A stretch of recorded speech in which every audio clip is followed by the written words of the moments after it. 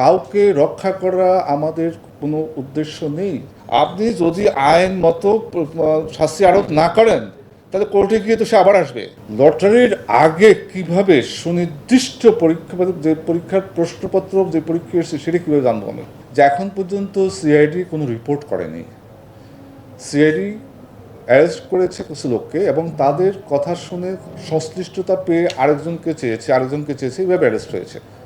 আমার কাছে যিনি এসেছেন আমাকে বলা হয়েছে যে অমুক লোককে আমাদের দরকার, একটু আমাদের তার কাছ থেকে তার বক্তব্য শোনা দরকার এবং ভেরিফাই করা দরকার প্রকৃত ঘটনা উদ্ঘাটনের জন্য। আমরা তাকে সাহায্য করেছি। আর যেটা বলছেন আপনি নিশ্চয়ই ওই 1 ঘন্টা আগে প্রশ্ন পাওয়ার বিষয়ে বলছেন, সেটা আপনি আপনার ফোন দেন আমাকে, আমি আপনাকে দেখিয়ে দেবো।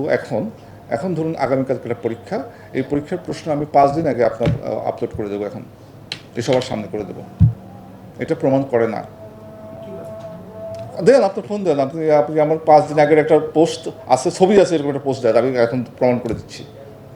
যে কোনো একজন দেন, আপনার যে কোনো একজন। এই জিনিসটা শিক্ষা মতো আমি ফেস করে এসেছি, সুতরাং আমি জানতাম। ওরা আমাকে দেখিয়েছে ঠিকই, আমি দেখতে গিয়ে আমি বলছি যে এটা তো প্রমাণ, অকাট্য প্রমাণ নয়। আপনি দেন আমাকে, আমার ফোন দেন, আমি যা প্রমাণ করে দিচ্ছি আপনাকে এখন। এনিবডি কারো ফোন দেন যে একটা ছবি পোস্ট করেছেন 4 দিন 5 দিন আগে বা 10 দিন আগে বা 2 মাস আগে, আমি দেন, আমি এখন প্রমাণ করে দেবো। দেন, কেউ একজন দেন, একটা ফোন দেন, এই ছবিটা তোলেন, আমি এটা 5 দিন আগে পোস্ট হয়েছিল দেখাই দেবো আপনাকে। দেন,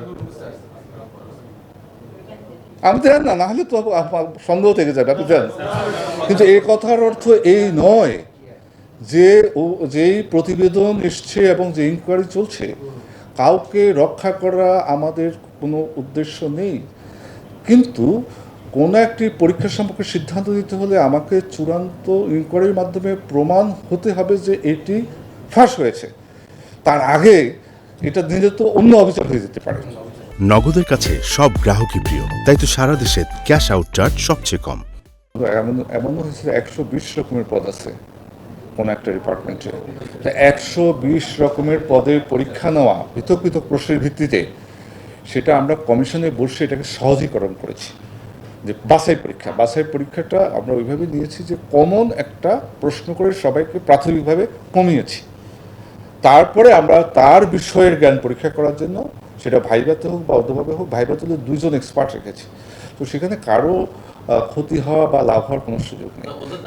তো এবং ওইটা কিন্তু 5টা পরীক্ষার জন্যই প্রযোজ্য হবে। যদি পাশ করে থাকেন 5টাই উনি পাশ করেছেন ধরে নেওয়া হবে।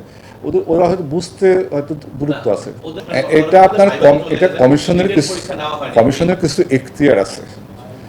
কমিশন বসে যদি কোনো কিছু সহজীকরণ কম সময়ের মধ্যে সমাধান করার জন্য কোনো উদ্যোগ নেয় সৎ উদ্দেশ্যে, সেটি কমিশনে সবাই বসে আলোচনা করে সিদ্ধান্ত নেয়। লটারির আগে কিভাবে সুনির্দিষ্ট পরীক্ষা, যে পরীক্ষার প্রশ্নপত্র যে পরীক্ষা এসেছে সেটা কীভাবে জানবো আমি?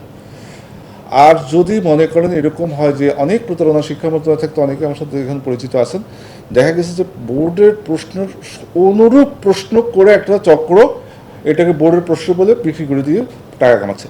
সেটাও বিবেচনা আনতে হবে যে এখানে সেরকম কিছু হয়েছে কিনা। যদি সেটা হয় তাহলে সরকারের এজেন্সি আছে, যদি এখানে কেউ জড়িত থাকে আমরা দেখবো, অন্যরা জড়িত থাকলে সরকার দেখবে। কিন্তু প্রতিষ্ঠান সবার উপরে। আমি না থাকতে পারি, আপনি না থাকতে পারেন, প্রতিষ্ঠানটি আমাদের জাতীয় প্রতিষ্ঠান। অযথা যেন এই প্রতিষ্ঠানটি তার মর্যাদা অথবা তার যে বিশ্বস্ততা, এটি যেন নষ্ট না হয়, এটা আমি আপনাদের সকলের কাছে আবেদন করব। কঠোর ব্যবস্থা কেন, আমরা তাদেরকে রেডি হয়েছে, আমি তো আগেই বলেছি। আপনি যদি আইন মতো শাস্তি আরোপ না করেন তাহলে কোর্টে গিয়ে তো সে আবার আসবে। আমরা প্রত্যেকটা বিধান রেডি করে রেখেছি, যখন যেই ঘটনা আমাদের যে সময় আসবে। যেমন একটা বলি আপনাকে, যদি সিআইডি যেই মুহূর্তে অ্যারেস্ট দেখাবে সেই মুহূর্তে এই অফিসে যারা আছে তারা সাসপেন্ড হবে এবং ডিউটি স্টার্ট হবে।